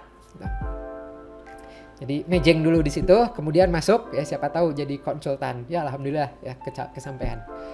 Nah kita akan mulai dari tanda yang pertama. Jadi perbedaan yang perlu diantisipasi antara Anda dan pasangan Anda. Ini kalau bisa Anda ada juga sampel tulisan tangannya. Kalau Anda nggak ada sampel tulisan tangannya, Anda bisa sambil menonton saya, sambil Anda tulis ya, tulis aja tulisan Anda sehari-hari. Tulis ya, semakin panjang semakin bagus ya. Sambil nanti semakin kita bahas tanda-tandanya sambil Anda lihat tulisan Anda. Juga bisa kalau Anda pasangan Anda misalnya ada ya, minta juga tulisan tangannya ya. Nah kita mulai dari yang pertama. Pertama kita lihat dulu dari tempo tubuhnya, yaitu seberapa cepat tempo tubuh penulis ya, berarti antara Anda dan pasangan Anda. Tempo tubuh ini ada yang cepat dan ada yang lambat. Kita lihat tanda-tandanya ya. Yang cepat itu tanda dalam tulisannya. Jadi cepat di sini bukan kita lihat dia nulisnya 10 detik sementara pasangannya 30 detik, berarti lebih lama, nggak gitu ya. Tapi kita lihat tanda-tanda dalam tulisannya. Yang cepat, saya mulai dari yang cepat dulu, yang kanan. Itu tandanya adalah tulisannya itu lebih banyak ketarik ke kanan, sehingga dia kalau nulis I, J-nya itu atau T-nya itu banyak yang ketarik ke kanan. Kemudian yang cepat itu cenderung sambung. Banyak sambungan yang original. Original tuh kayak T nih. Contoh ya, teater. T-nya nyambung ke sebelahnya. Kemudian banyak disingkat-singkat. Kemudian banyak tulisan 3D. 3D itu kayak tulisan dokter. Kayak ini nih, nulis yang saluran di kanan ya. Seret, itu ada 3D. dan beberapa tanda lainnya. Ini adalah tipe-tipe tulisan cepat. Sementara yang kiri ini adalah disebutnya adalah tipe tulisan lambat. Ya, jadi kayak biasanya tulisannya banyak lepas-lepas, apalagi lepasnya kalau yang kayak di kiri atau yang di bawah nih. Anda lihat ya, cara nulis untuk. Nah, N-nya nih dibikin 2 kali. 1, 2. Nah, itu berarti tipe lambat tuh. Kemudian nulis titiknya, I-nya titiknya pas di atas I atau rada ke kiri ya. Kemudian suka ada penambahan-penambahan kayak ornamen, kayak misalnya dikasih hook atau nulis I pakai love, itu adalah ornamen-ornamen ya, dan beberapa tanda lain itu cenderung lambat. Nah, kenapa ini perlu diperhatikan ya? Karena yang namanya tempo tubuh itu akan berpengaruh dalam sikap dia dalam sehari-hari. Baik dia itu melangkah, dalam dia itu menyiapkan sesuatu, gerakan kepala, ketika dia bicara, ketika dia makan, ketika dia macam-macam, itu dipengaruhi oleh tempo tubuh. Jadi kebayang ya, kalau misalnya sama tempo tubuhnya, bagus, terus sama-sama cepat misalnya, bagus. Atau misalnya Anda lambat, pasangan Anda lambat juga, bagus, nyambung ya gitu. Tapi kalau misalnya satu cepat, satu lambat, maka itu bisa menjadi konflik. Ya. Ketika cepat lebih dominan, dia biasanya tempo tubuhnya cepat, sukanya itu adalah ringkas, to the point. Ingin ke inti-intinya aja. Kemudian ritmenya juga cepat, selalu berpikir apa nih berikutnya, what next gitu. Buru-buru, kurang sabar. Nah, itu adalah tipe yang cepat. Beda sama yang cenderung lambat ya. Yang lambat itu mengerjakannya lebih suka satu step by step, perlahan, alon-alon asal kelakon gitu ya. Dengan pekerjaan ritme yang lambat gitu. Jadi di sini aja udah kelihatan ya perbedaannya. Kemudian kita lihat lagi tanda lainnya, yaitu adalah pola pikir. Pola pikir ini sebenarnya ada banyak ya, ada analitis, investigatif, ada banyak banget.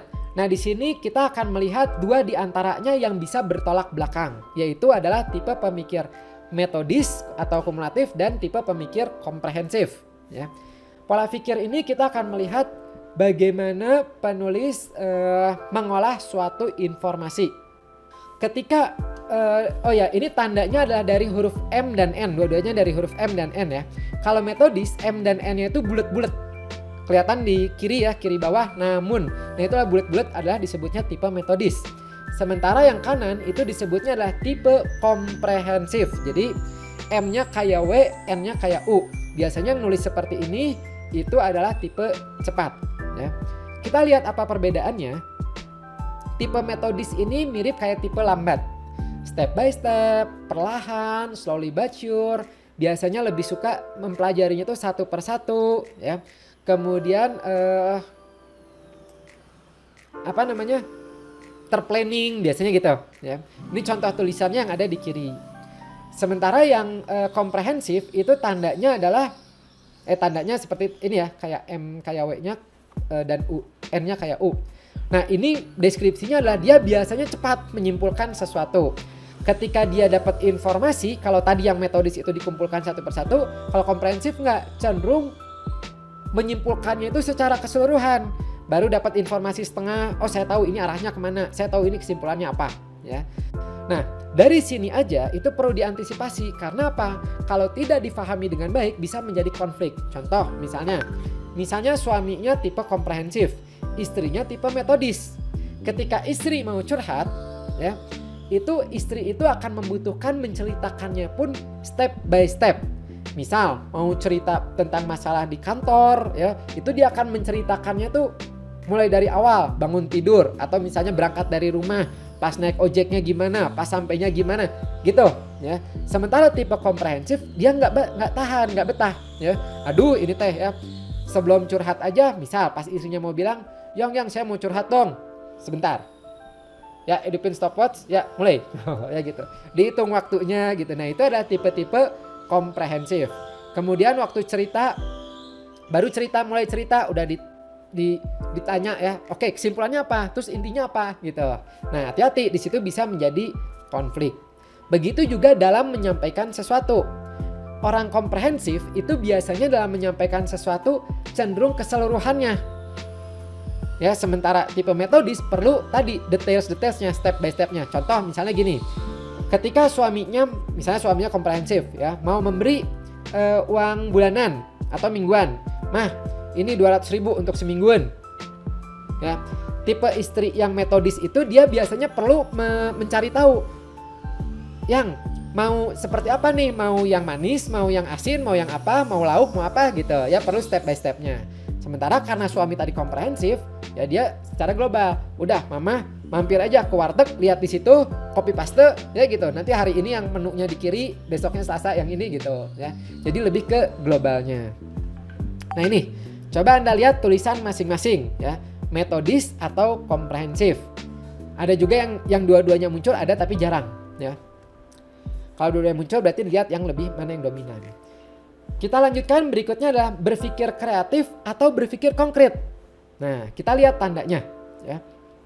Untuk tipe-tipe penulis kreatif itu biasanya banyak ditemukan tanda-tanda bentuk dan sambungannya itu yang original. Original itu sesuatu yang unik, yang baru. Baik di bentuk hurufnya maupun sambungannya. Contoh, Anda lihat tulisan yang, cara nulis Y-nya unik nggak? Unik ya, cara nulis Y-nya gini, ini dapat yang namanya original. Contoh lagi misalnya connection. Yang ya. Yang ini nulis G-nya juga itu termasuk original. Karena apa? Nulis G itu harusnya nggak kayak gitu. Harusnya bundar, turun, naik lagi. Nah itu adalah harusnya gitu. Ketika dia ubah seperti ini, dapat yang namanya original. Formnya, bentuknya yang dia ubah.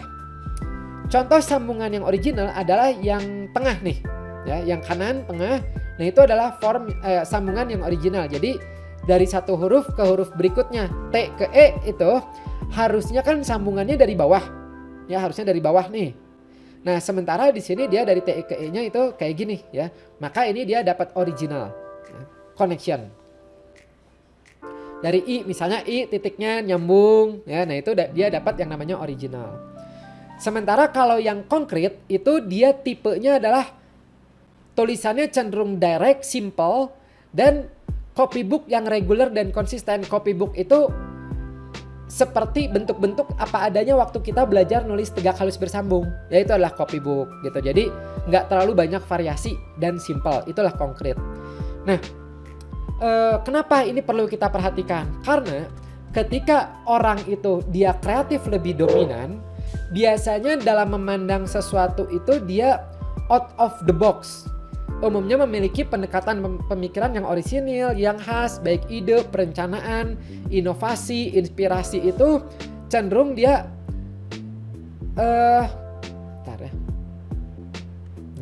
dia itu cenderung tidak terlalu prosedural banget gitu, tapi dia bisa melihat dari sudut pandang yang unik, yang berbeda, yang mungkin tidak terlihat oleh tipe-tipe yang konkret, ya.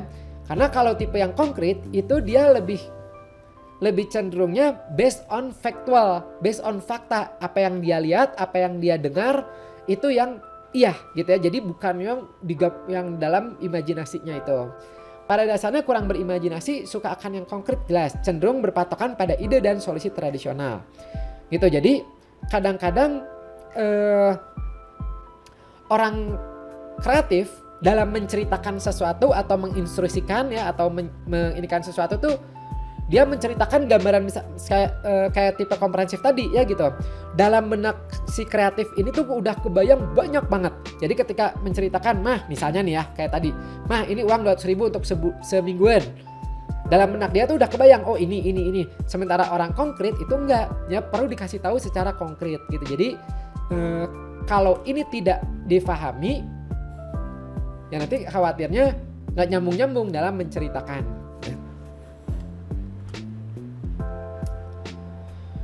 Nah, kita lanjutkan berikutnya tanda dalam relasi sosial. Apakah dia itu tipenya extrovert atau tipenya introvert? Tipe extrovert tanda tulisannya dulu kita lihat, yaitu ukuran tulisannya besar-besar, margin itu tepi tulisannya cenderung ke kanan, kemiringannya ke kanan, hurufnya lebar-lebar, itu adalah tipe extrovert. Ya. Sementara kalau introvert, tipe tulisannya itu biasa kecil-kecil, marginnya cenderung ke kiri, kemiringan stylenya kiri, bentuk hurufnya itu cenderung rapat-rapat. Ya. Itu adalah tipe yang introvert. Nah, kenapa ini perlu diperhatikan juga? Karena memang tipe karakter orang extrovert dan introvert berbeda. Ya. Orang introvert itu dia lebih nyaman sendiri. Jadi jangan kaget kalau misalnya diajak reuni, ayo buka bersama bareng yuk sama teman kuliah saya. Nah itu dia biasanya suka berat gitu ya. Kemudian cocok untuk pekerjaan yang memiliki lingkup privasi yang tinggi ya. Dia bisa bekerja atau stay aja tanpa harus bertemu banyak orang. Orientasinya self, zona nyaman, masa lalu dan sebagainya. Memang kadang-kadang jadinya terkesannya kayak dingin, jaga jarak ya. Padahal mah enggak, memang seperti itu dia ya. Merasa lebih aman, nyaman ketika sendiri gitu. Cenderung menahan perasaannya. Nah biasanya orang yang introvert ini tuh bisa gitu ya di kamar 2 minggu sendirian misalnya gitu. Yang nggak ketemu orang itu biasanya bisa tuh. Dia baca novel, nulis, nyiram pohon. Kemudian dia main sama ikan piaraannya, akuarium. Itu bisa ya gitu. Nah itu adalah tipe-tipe yang introvert. Beda dengan yang extrovert. Extrovert itu dia lebih senangnya kontak oriented disebutnya ya. Jadi lebih senang ketika bersosialisasi, responsif. Senang mengekspresikan emotionsnya, senang dekat dengan orang lain ya, cenderung bersikap informal, tidak kaku gitu, butuh ada orang lain. Nah biasanya tuh senang komunikasi, telepon-teleponan, reunian gitu. Nah di sini kenapa kita perlu memperhatikan ini, karena yaitu jangan sampai karena gini, misal suami tipenya adalah tipe yang extrovert, istri tipenya introvert ya. Karena ekstrovert ini senang ketemu orang, sehingga memaksa si istri ini tuh untuk ikut juga, ikut berhuhuhaha, misalnya ikutan pesta, ikutan apa gitu ya, ikut ketemu orang gitu. Padahal jadinya beban, meskipun sekali-kali mah harus ya, kayak acara keluarga itu harus gitu. Cuman ada saatnya ketika tahu dia istrinya tipe introvert, oh yaudah yang ini saya mau ada reuni, sayangku di rumah aja ya gitu. Gitu, atau mau ikut, tanyain aja dulu gitu. Nah itu adalah contoh-contohnya. Begitu juga dengan kalau misalnya suaminya sekarang yang introvert, istrinya extrovert ya. Jangan terus udah gitu memaksa istrinya ini tidak ketemu yang lain. Udah mama di rumah ya, harus di rumah, nungguin di rumah. Jangan, karena apa? Lama-kelamaan nanti jadinya sumpek, gak ketemu orang, malah jadinya stres, frustasi. Jadinya kalau udah frustasi apa? Masalah-masalah kecil aja bisa tidak terselesaikan dengan baik gitu. Jadi dia perlu ketemu dengan orang lain, perlu itu. Jadi kalau bisa mah silakan mau ikutan grup di WhatsApp, mau tiba-tiba hahaha sendiri di grup, silakan. Itu menjadi salah satu dunianya dia yang bisa menyehatkan ininya, selama tidak berlebihan ya. Kalau berlebihan, semua yang berlebihan itu nggak bagus. Jadi jangan sampai handphonean, ketemuan sampai lupa sama yang di rumah, itu baru nggak bagus ya gitu. Jadi sama istri juga jangan karena udah nonton ini jadi tahu misalnya tipenya extrovert, udah gitu memanfaatkan informasi ini menjadi menjadi aji mumpung ya, jangan gitu. Tetap harus proporsional. Nah berikutnya adalah organizational and planning ability. Coba saya mau tanya, tebak-tebakan dulu ya, sambil saya istirahat. Menurut Anda, saya tipenya lebih tipe extrovert atau tipe introvert? Tebak-tebakan ya, silakan. 10 detik saya istirahat.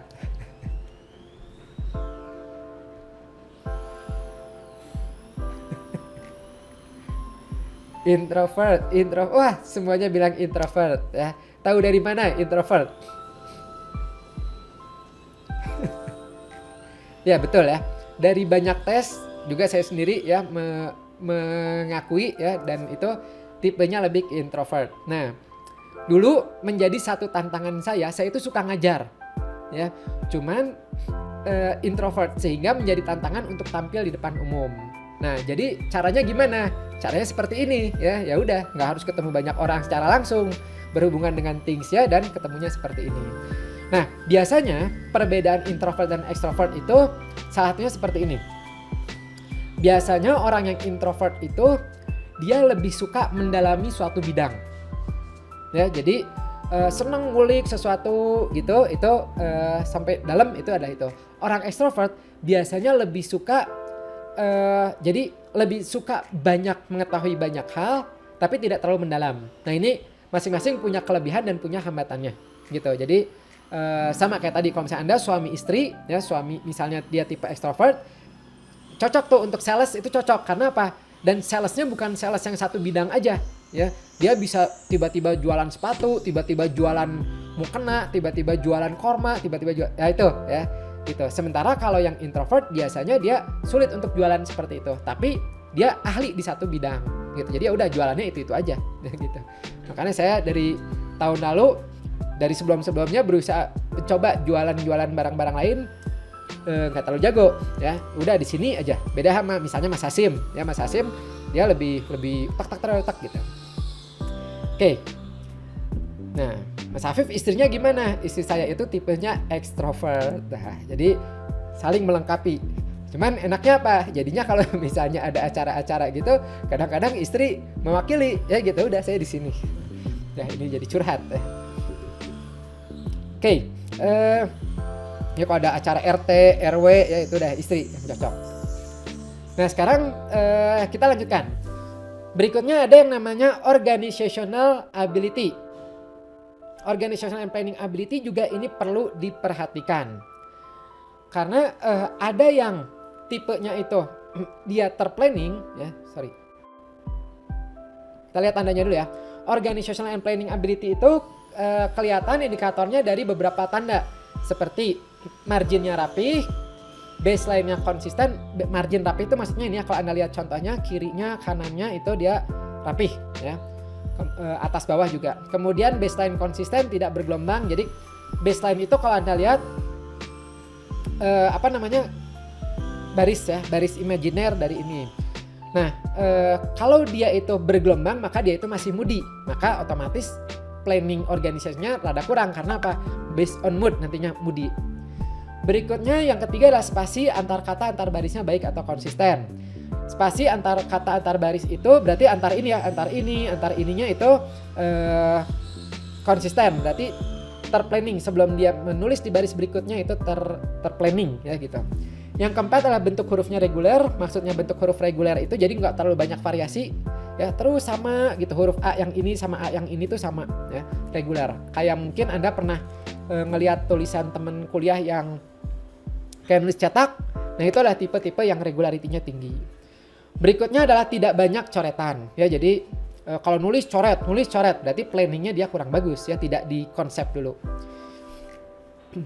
Nah, kemudian kalau Anda pernah baca buku grafologi ya dari luar atau terjemahan dari luar, itu suka menyebutkan F-nya yang 3 zona ya, F-nya yang seimbang. Tapi ini hanya berlaku yang F-nya 3 zona ya. Di kita mah abaikan aja ini ya. Kita makanya kita jarang menggunakan menulis huruf F. Kalaupun F dia tidak 3 zona, sehingga kita pakai aja yang 5 ini ya. Nah, kenapa perlu diperhatikan? Karena seperti ini. Kalau misalnya Anda tipenya adalah yang terorganisir ya, Anda biasanya lebih suka dengan sesuatu yang predictable, yang suka bikin catatan, suka bikin agenda teratur ya gitu, suka seperti itu, bikin itu suka. Beda dengan yang planning organization-nya itu rendah ya. Jadi kalau orang ini lebih berpikirnya gimana nanti, indikasi kurang baiknya perencanaan ya. Gitu. Jadi otomatis priority biasanya adalah kurang ya gitu. Otomatis ini kalau tidak difahami bisa menjadi konflik. Karena apa? Misal istrinya sudah membuat planning, yang nanti kita susun yuk, hari Minggu kita ke Lembang misalnya, ke gunung ya. Hari Sabtunya ke Lembang, hari Minggunya kita ini yuk bakar-bakaran ikan di rumah misalnya gitu bareng-bareng. Oke kata suaminya. Kemudian suaminya karena dia itu organization and planningnya kurang ya, bisa nanti berubah-ubah. Yang saya tuh lupa, ternyata di situ ada tugas dari kantor. Oh ternyata ada PR ini. Nah itu hati-hati, bisa berantakan nantinya ya. Nah, berikutnya masih ada waktu ya, 15 menit lagi. Kita lanjutkan. Berikutnya ada yang namanya dominan dan tipe follower. Tipe dominan ya, dominan nih ya otoritarian ya. Maksud dominan di sini itu adalah lebih ke yang inginnya ngatur ya, lebih mengarahkan. Sama lagi ya follower. Follower itu maksudnya tipe harmonis di sini ya. Maksudnya follower di sini harmonis. Conformity atau need for acceptance. Nah, tipe dominan itu tandanya apa? Biasanya tulisannya besar-besar. Kemudian lebih banyak garis-garis atau tajam-tajam ya, kayak gini nih. Tajam ya. Ini tajam-tajam. Beda dengan yang kiri bulat-bulat. Kemudian tulisannya cenderung ditekan, marginnya cenderung full itu maksudnya kiri kanannya tuh rada penuh ya gitu, mendominasi ruangan. Kemudian huruf E-nya tanpa loops, Ini nulis metro ya, metronya tanpa loops. Beda sama yang kiri. Yang kiri ini kayak dengan ini ada loopsnya ya. Jadi lebih kalau komunikasi lebih cenderung dua arah ya, mendengarkan juga. Kemudian yang dominan ada juga P-nya kecil dengan tonjolan ke atas. Contoh di kanan nih, presentasi. Nah, ini P-nya ada ke atas. Itu disebutnya tanda argumentatif ya. Jadi udah argumen, ada narrow-minded ya, kecil. Ini lebih kalau diskusi nanti satu arah. Kemudian D dan T-nya dengan sudut di atas. Ini contohnya nggak ada ya di sini. Itu kayak gini nih. Saya tulis di sini. D. Nah, ini ya. Ini D-nya rada menajam atau T. Nah, T-nya terbuka gini najam. Jadi kalau nulis data misalnya tak. Nah, gini ya. Ini disebutnya tipe stubborn ya gitu. Jadi sudut itu tipe-tipe dominan. Kenapa ini perlu diantisipasi? Iya, karena saya hapus dulu.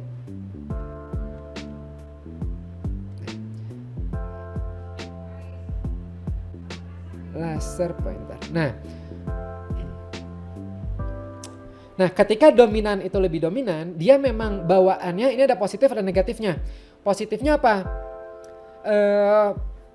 Positifnya itu biasanya tipe dominan tuh mudah dalam memutuskan sesuatu. Leadership, mimpin, mengarahkan, kompetitif, yaitu ada positifnya. Ya, serius, analitis gitu. Nah, biasanya pekerjaan yang cocok tuh kayak manajer, pemimpin, sales ya, yang persuasif. Kemudian berkaitan dengan hukum, militer, itu biasanya cocok tuh. Nah, cuman ada tantangan atau potensi konfliknya, yaitu apa? Dia cenderung senang mendominasi, mengatur, ya, bossy gitu. Juga biasanya orang yang dominan ini dia relatif sulit untuk mengadaptasikan dirinya dengan lingkungan. Sebaliknya, dia mengharapkan lingkungan yang beradaptasi dengan dirinya. Gitu. Jadi lingkungan yang harus ngikutin dia, bukan dia yang harus ngikutin lingkungan. Beda dengan yang tipenya follower atau tipe yang conformity ya, yang tipenya easy going gitu ya, harmonis, bersahabat, empatis, biasanya mudah peduli, based on feeling, perasaan, merawat. Nah, itu ada tipe-tipe yang follower. Ini positif ya, bagus. Cuman ada juga negatifnya, yaitu apa? Biasanya yang seperti ini jadinya mudah terbawa perasaan, emosi, moody, mellow ya gitu. Itu ada di sini. Bukan berarti kalau dua-duanya tipe follower itu berarti bagus. Bisa jadi bagus, bisa jadi enggak. Ya, karena apa? Kalau dua-duanya misalnya tipenya ditemukan yang mudah terbawa, moody, ya nanti cekcok terus ya. Begitu juga kalau dua-duanya sama-sama tipe dominan, bisa jadi bagus, bisa jadi konflik. Satu dominan, satu follower bisa jadi bagus ya. Berarti ya udah, ini dominan, ini ngikutin aja ya, bagus tuh, jadi harmonis nantinya. Tapi bisa juga jadi konflik ya kalau nggak saling melengkapi. Gitu. Kemudian kita lihat lagi vitality. Nah, vitality ini itu berhubungan dengan energi ya. Cara mengetahuinya adalah dengan meraba tekanannya ya. Meraba tekanan dalam tulisan. Jadi bukan meraba otot tulisannya ya, diraba, oh ini berotot kuat, oh ini halus nih ya, tipis, enggak. Tapi dari rabaan dari bawahnya.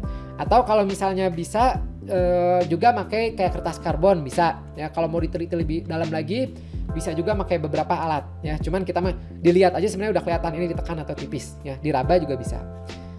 Ketika tekanannya itu kuat, biasanya dia itu energi fisiknya, vitality-nya lebih dominan. Sehingga lebih suka dengan aktivitas fisik ya. Dan kurang nyaman untuk pekerjaan yang nggak terlalu mengandung aktivitas fisik. Apalagi kalau ditekan dan tajam-tajam, itu lebih ke nantinya ke arah agresif ya. Nah, sehingga orang yang tulisannya ditekan ini dia lebih suka kerjanya di lapangan ya. Juga kalau misalnya ada waktu kosong Sabtu Minggu, misalnya suaminya nih tipe yang tulisannya kuat, itu dia nggak nyaman untuk duduk diem di rumah ya, itu nggak nyaman ya. Ayo kita jalan-jalan yuk, ayo kita camping, ayo ini gitu. Karena apa? Aktivitas fisik. Sebaliknya ada tipe yang tulisannya tipenya ringan. Tulisan yang tipenya ringan itu dia energi vitality-nya tidak terlalu besar ya, mudah merasa lelah. Biasanya dia lebih sensitif, lebih toleran, mudah beradaptasi, lebih memaaf gitu. Karena apa? Dia menghindari konflik fisik ya gitu, lebih maaf gitu. Nah, biasanya ini kalau berhubungan emotional memory yang tipis relatif mudah berubah-ubah. Kalau yang ditekan tadi enggak ya. Jadi ibaratnya kayak nulis di batu, sulit nulisnya, tapi dia kalau udah kebentuk sulit juga hilangnya. Kalau yang tipis nggak, mudah kena tapi mudah juga hilang ya. Nah, antara ini perlu kita antisipasi dalam compatibility pasangan. Karena apa? Kalau dia itu beda ya tadi misal suaminya pengen di lapangan sementara ini yang tipis ya gitu, nanti takutnya mudah capek, mudah lelah gitu, itu kasihan ya. Jadi gimana caranya? Ya bisa dengan cara misalnya ya udah ikut tapi nanti banyak istirahat, atau kalau nggak dibantu dengan suplemen misalnya glukosa, coklat misalnya. Nah itu. Nah yang menarik adalah dari penelitian-penelitian yang namanya tekanan itu berhubungan juga dengan ini ya, ini kalau normal ya, normal seimbang ya. Ya baik-baik aja ini. Nah dari penelitian-penelitian ternyata tekanan itu juga berhubungan dengan libido. Nah apa itu libido?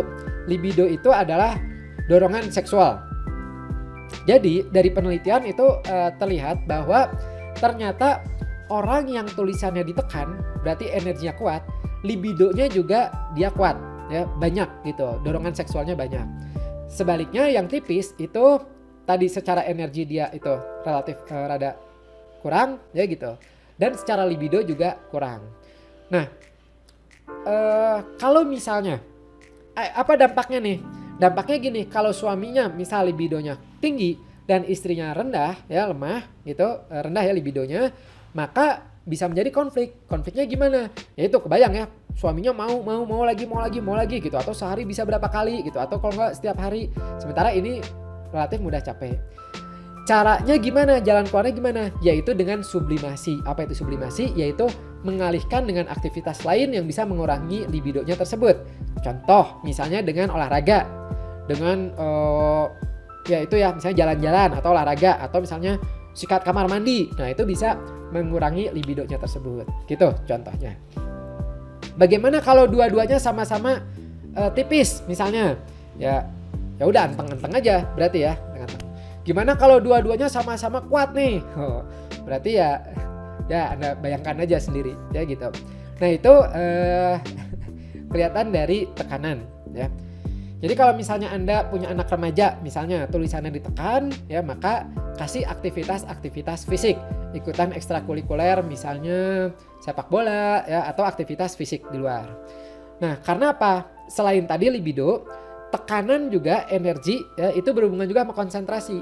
Kalau dia energinya kuat, kemudian misalnya si anak ini dia energinya kuat, kemudian sekolahnya pagi ya, bangun tidur, sarapan, mandi ya, sarapan, kemudian sekolah, itu relatif tidak mudah bagi dia untuk duduk diam konsentrasi. Karena apa? Ibaratnya mah kalau baterai udah tidur, dia habis dicas penuh nih baterainya ya, kemudian mandi semakin seger, semakin dicas, sarapan, daging, susu semakin dicas lagi, full banget nih, untuk duduk diam merhatiin guru itu susah ya. Jadi harus harus olahraga dulu, atau kalau enggak pagi jangan sarapan yang berbobot dulu ya. Misalnya biskuit aja cukup ya, atau roti aja cukup. Nah nanti siang baru atau jam 10 baru makanan yang berat gitu. Nah, kemudian kebalikannya sama kalau yang tekanannya ringan. Yang tekanannya ringan maka pagi kalau bisa sarapan dulu ya. Gitu. Nah, sudah sampai sini. Dapat ilmu? Dapat ya. Nah, ada banyak nih tanda lain yang bisa dianalisa.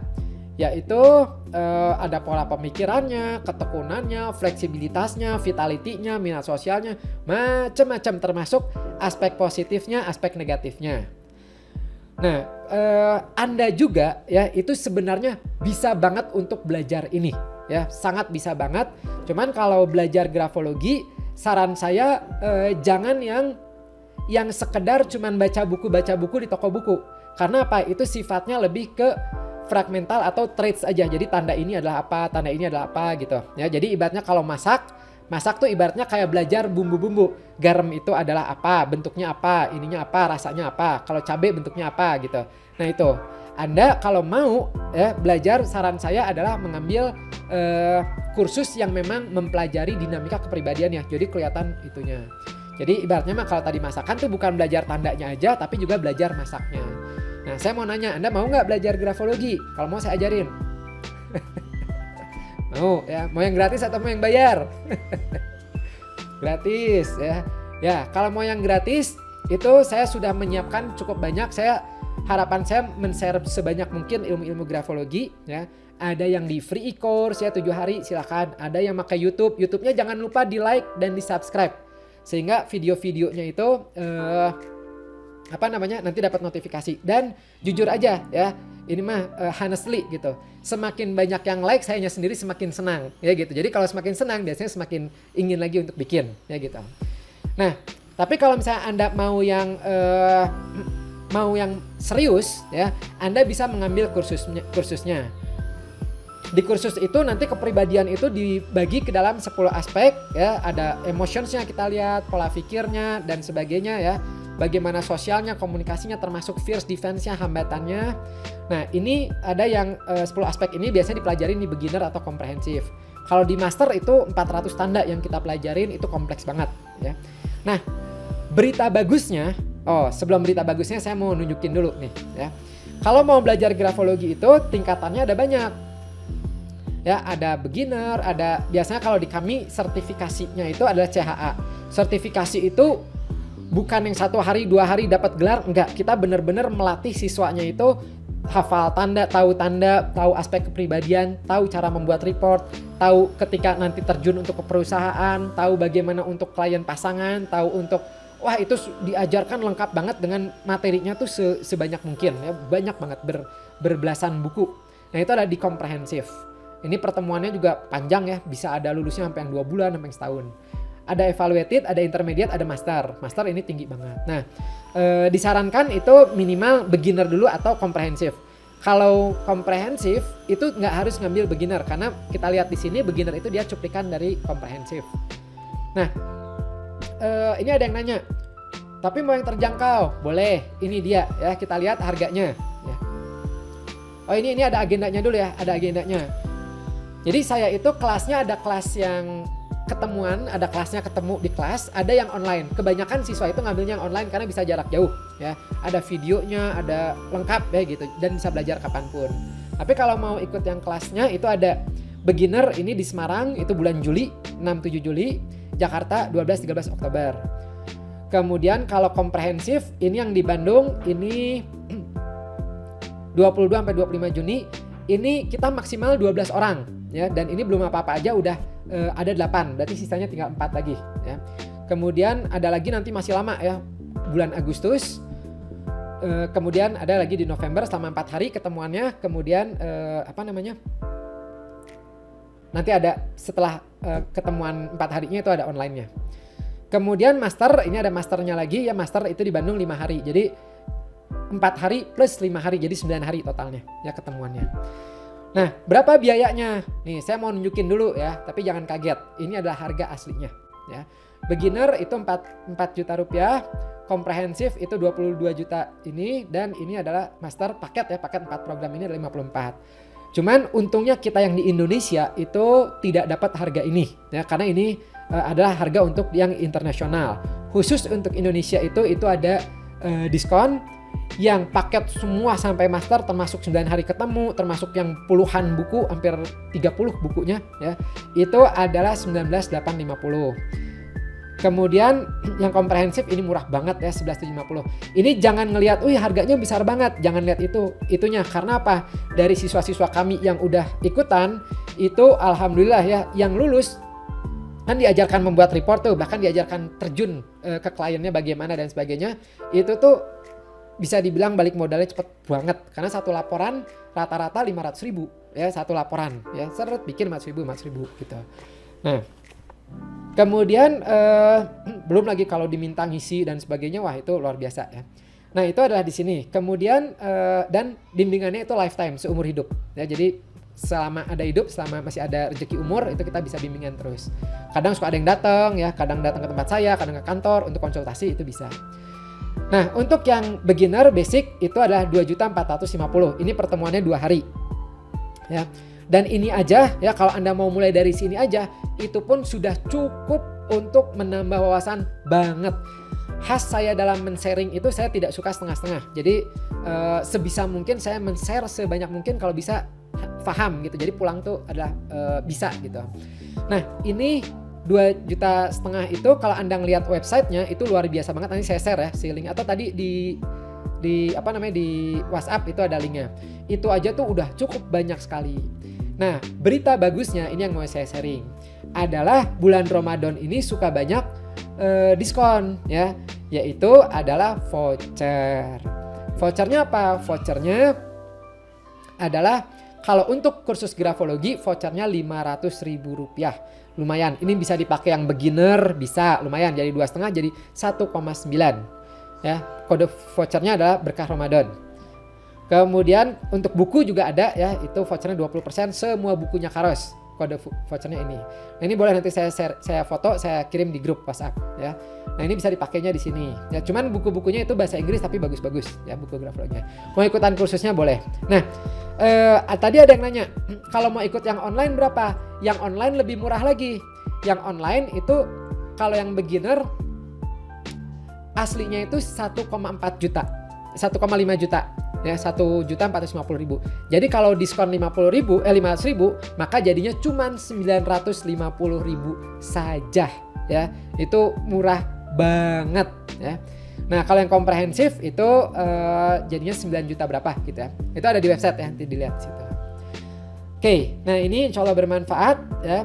Kemudian kalau Anda mau gudangnya materi grafologi, saya kumpulkan di akses.grafologiindonesia.com. Ada free e-course gratis 7 hari ya.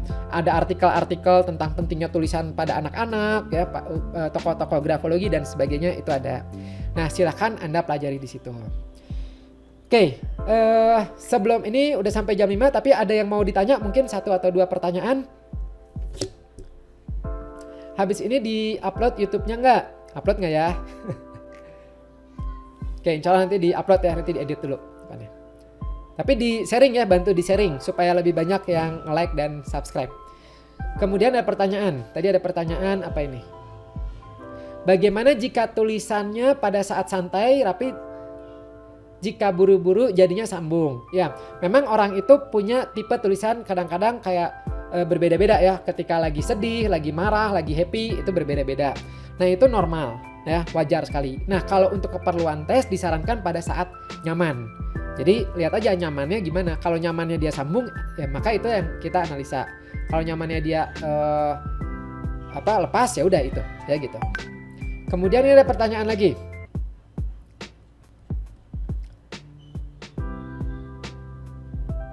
Oh ini nanya ya. Maaf telat masuk, tulisannya di save. Bukan tulisannya, mungkin maksudnya videonya kali ya, rekamannya nanti insya Allah di save ya. Oke, kalau tidak ada pertanyaan, saya terima kasih sekali ya sudah bergabung di sini. Saya harap ilmu ini bisa membantu Anda nantinya dalam memilih pasangan. Kalaupun masih ragu, don't worry, hubungi aja kami. Insya Allah nanti kami bantu ya. Mau di grup Telegram, mau di grup WhatsApp mah nggak bisa ya, cuma satu arah. Atau PM boleh, silahkan. Kalau kelas online mulainya kapan? Online itu mulainya segera setelah Anda mendaftar. Jadi kalau online Anda daftar sekarang ya, kemudian kami proses, tapi akses online bimbingannya itu sudah bisa, video semuanya udah bisa Anda akses. Sambil materi bukunya kita kirim. Nama YouTube-nya apa? Nama YouTube-nya Kang Afif. Jadi youtube.com/Kang Afif. Gampang ya, Kang Afif. Tuh. Oke, selamat berbuka puasa ya. Doakan ada umur, ada kesehatan, ada kesempatan. Nanti saya bikinkan video-video lainnya. Selamat sore. Assalamualaikum warahmatullahi wabarakatuh.